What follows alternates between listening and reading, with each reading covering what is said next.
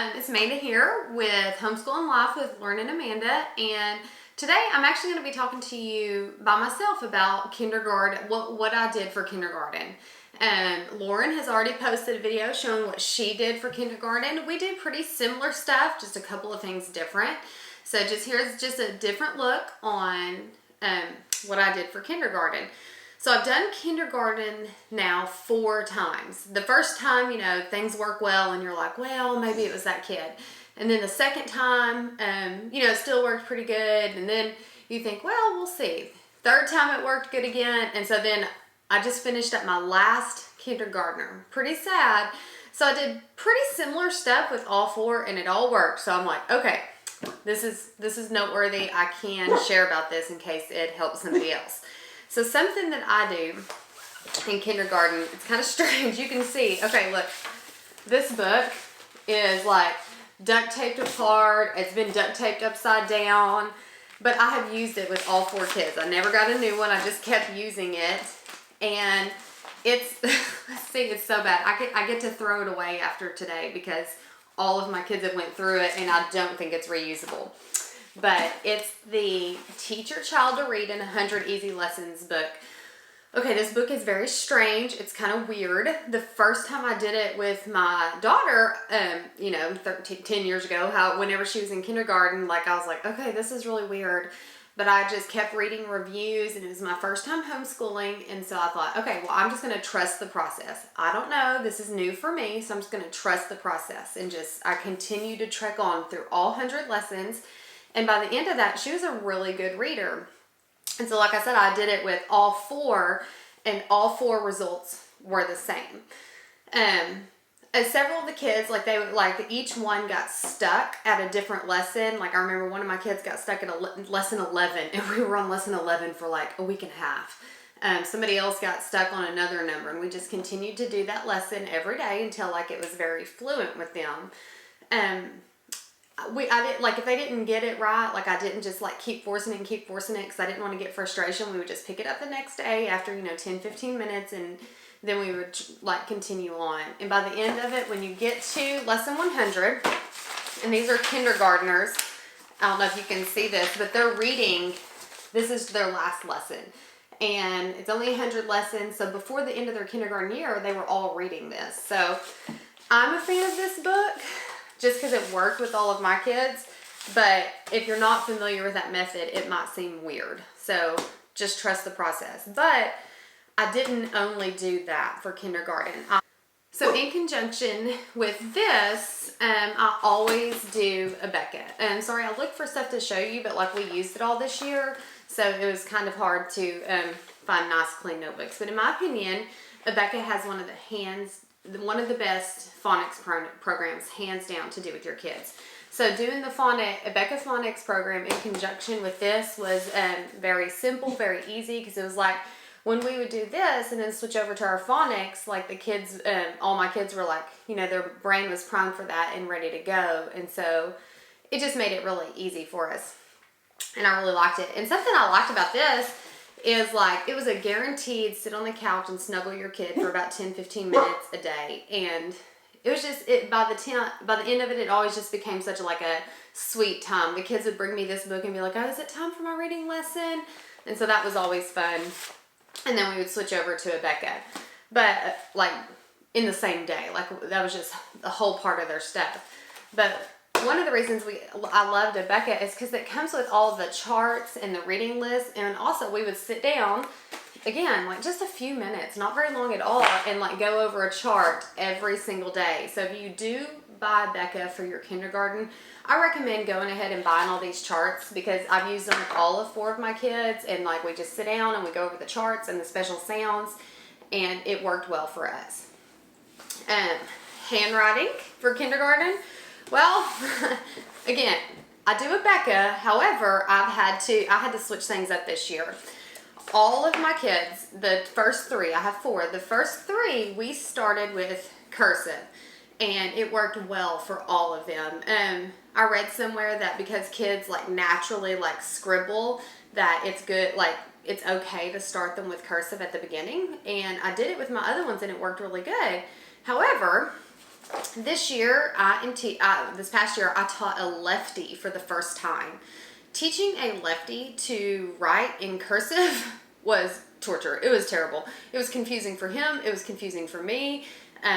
Everything was getting frustrating. So midway through the year, I said, forget it. And as you can see, I bought this and it's still not a lot used. So we'll pick this up later. I switched to print for him. So halfway through the year, I switched from cursive to print, and things went so much better. There's no written rule when you should teach your kids cursive, kindergarten, first, second, third, whatever. Everybody does it at a different time, and it's fine as long as, they learn to read and write in cursive. But I switched to print. A lefty really threw me off, and this made our life a lot easier. But either way, writing in phonics, I do a Becca and then the 100 easy lessons to read.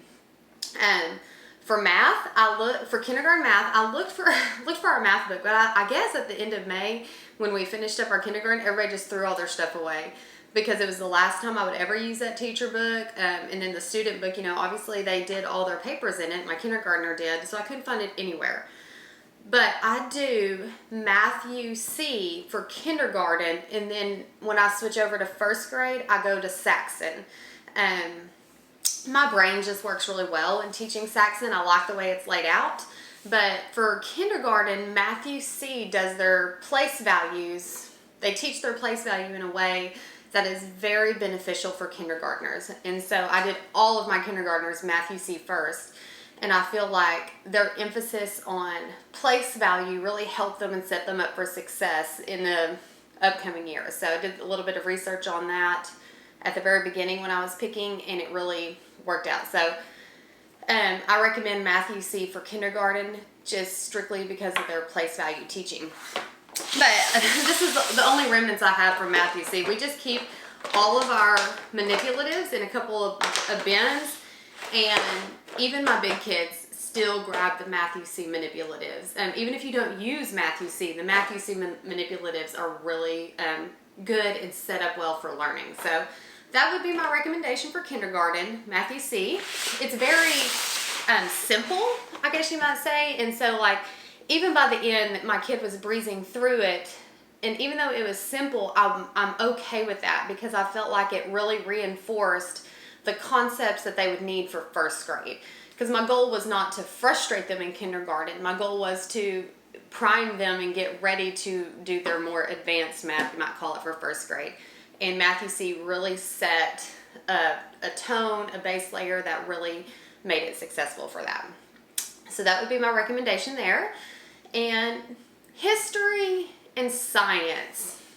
I did this different with all four of mine. With my beginning ones, I actually did a kindergarten history or science, and there's a lot out there. You just can, pick up readers and you sit down and you read and you talk about it and things like that. But with my last one, and really my bottom two, they just did whatever history and science my big kids were doing. And I really liked that. It's amazing what they've picked up on. They're going to get these cycles of American history and world history multiple times before they, graduate and are finished.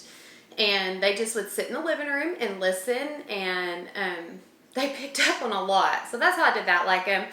When we've done Story of the World, I always buy the coloring books or the student pages, and I give my littles, kindergarten, the coloring page, and he's sitting there coloring while I'm reading out loud the Story of the World and discussing it. And it's amazing what he's able to say back. He knows more about Henry VIII than I would expect a kindergartner to know. So, and the same thing with science. I just kind of looped them in and had them listen, and then I would always lessen their assignments. For example, we did animals, kind of like an animal science. And we would talk about it, and then at the end of every week or the end of every day, we would go to Art Hub for Kids, best website ever, on YouTube, and we would draw an animal and write facts about it. I didn't make my big kids do that, but that's how I would transition my little ones into that for kindergarten. Or we would get Play-Doh and I'd have them build something, or Legos or Connects, and just whatever our main topic was, I would just loop them into it. So history, science, if you have bigs, you can just loop them in. If you're just starting out and you only have a kindergartner, then you can just get any kind of simple science, history and science reader, and maybe not do it every day, but just loop it loop it in a couple times a week. Because mainly in kindergarten, their main focus should be math, phonics, love of reading, all those kinds of things. So, speaking of love of reading, I feel like I'm talking fast. Do you guys think I talk too fast? These are, you can tell they're kind of dated on the front. These are called 5 in a Row. I don't even know where you get them. Maybe Rainbow Resource. There's some used. I think Amazon still has some. But what this does is it takes a book, like a good children's picture book, and you read it 5 days in a row. And every day there's a different activity with it. And this is a good place that you can loop in your history and science. I did not do this as a curriculum, but I bought these books and kept them on hand. I didn't do them start to finish. I would just go in there and pick a picture book I liked, read all their ideas, and like I would mix that in throughout the year. Like every, I don't know, 4 or 5 weeks we would pick up one and do one of these. And all the kids that did that have really enjoyed it. And sometimes I would just get ideas from these and then do my own. I think behind me, yeah, I've got like the bee tree. This is always one of my favorites. Like we would read this book in kindergarten multiple times, and then we would learn about bees. We would make biscuits. We would talk about honey. I have one, we did bees this year actually, and he knows more about honeybees than I would ever expect a kindergartner to. So I guess just saying lots of book activities. The raft, rocks a boxing, which that would be a whole nother video. I love children's picture books, and I love doing all the activities with them. So I would recommend that in kindergarten. Just lots and lots of reading and hands-on stuff.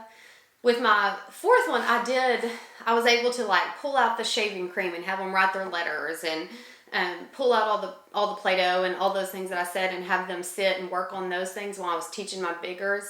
And they love it, and they retain quite a bit. So that would be, I guess, my kindergarten recommendations. There's lots and lots of great stuff out there, but this is what's worked for me, and it worked for me 4 times in a row. So again, like after the first time, you don't want to say anything because you're like, well, maybe that doesn't work. But all 4 of these, all 4 of my kids, I felt like kindergarten went really well. But I guess my biggest recommendation for kindergarten would be to slow down. Don't feel like you have to get every single thing done, but really focus on the literature and the reading to them, because they learn so much just by that, and picking great books and making that a part of your morning. So like with my kindergartners, we'll always do like morning basket time, and then I release everybody, and then I keep my littles, like especially last year in my kindergarten, I would keep him with me, and I would spend X amount of time reading him good books, and just lots of time like that. So kindergarten is fun. It's actually one of my favorite grades to teach so far, which I guess I've got my oldest one's going to be now entering into the 8th grade. So I've taught K through 7, and kindergarten is just really fun. So thanks so much for listening, watching, and Lauren and I are on Instagram. So if you want to follow us over there, that's where we share more of like what's going on and just the everyday behind the scenes of homeschooling. And if you have any questions, let us know.